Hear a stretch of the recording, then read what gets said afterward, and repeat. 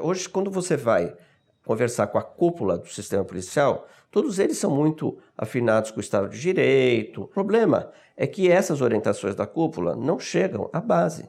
Na base, os policiais continuam sendo formados pela ideia de que eles estão numa guerra e nessa guerra o inimigo tem que ser eliminado.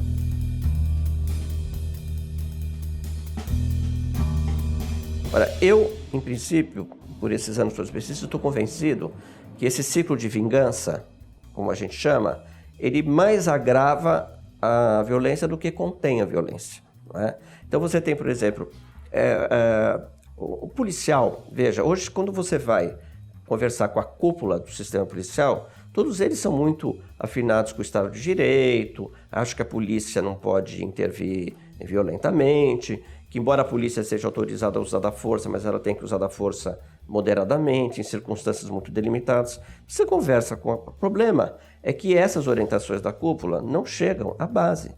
Na base, os policiais continuam sendo formados pela ideia de que eles estão numa guerra e nessa guerra o inimigo tem que ser eliminado. E, portanto, isso é legítimo. Não é?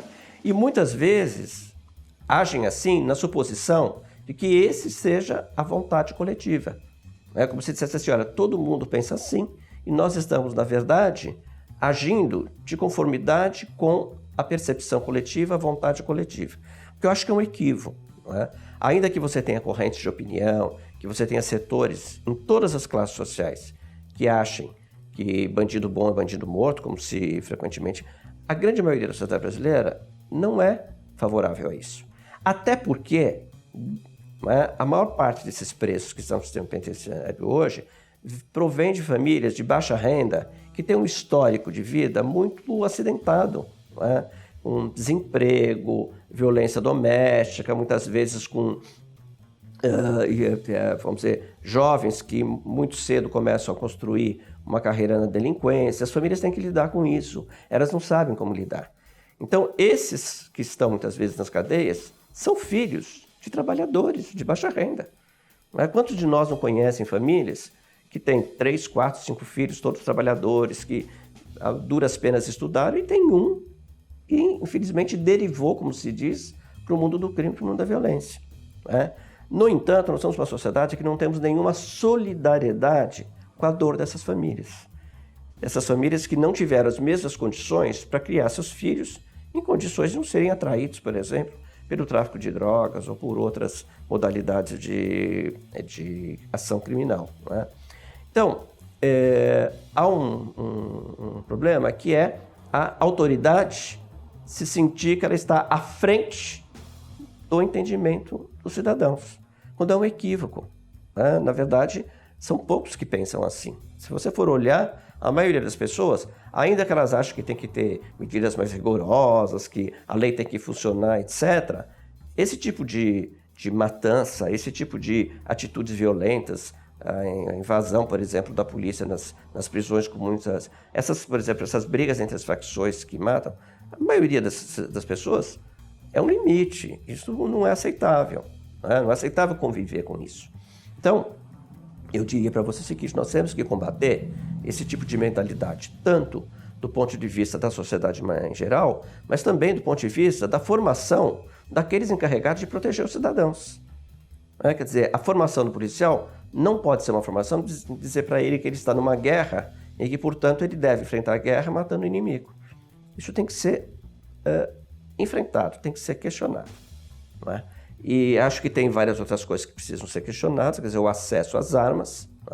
Eu acho que o Brasil é uma sociedade que, embora tenha havido melhoras do ponto de vista da lei do desarmamento para cá, eu acho que ainda há falhas e é preciso aprimorar isso. Nós sabemos que o acesso às armas potencializa desfechos violentos com mortes e, portanto, desfechos fatais.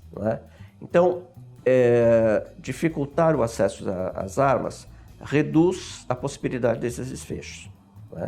E reduz também a possibilidade do policial dizer, olha, eu estou numa selva, estou lidando com pessoas que não são civilizadas e, portanto, eu estou pondo ordem nessa sociedade. O mais grave é que não é só mentalidade de policiais.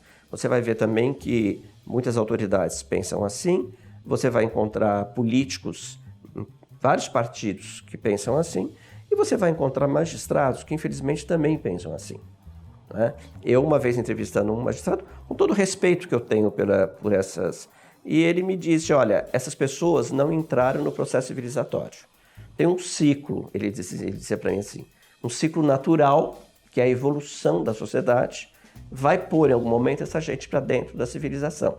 Mas enquanto elas não entrarem, a barbárie vai dominar. Né?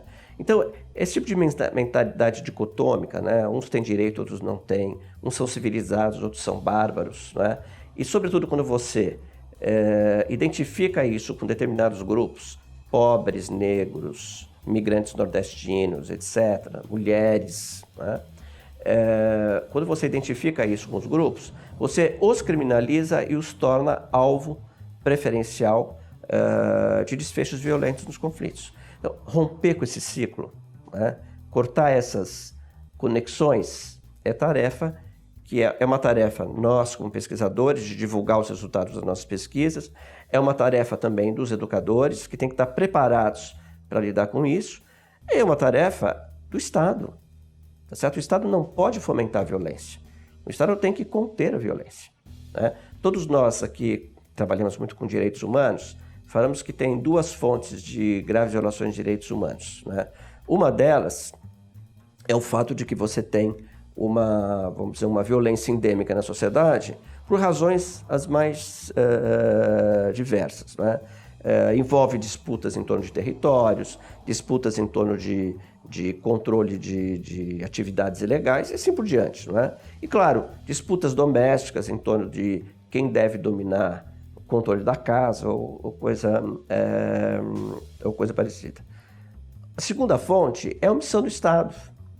O Estado é responsável de duas maneiras, ou quando ele se omite, não é? Ou quando ele fomenta essas políticas de vingança. Não é? Então, é preciso uma política consistente, de curto, médio e longo prazo, para criar um outro entendimento desses problemas e outro conjunto de ações capazes de você, pelo menos num espaço de tempo razoável, reduzir desfechos violentos para conflitos que muitas vezes são legítimos, são naturais, esperados em sociedades como a nossa.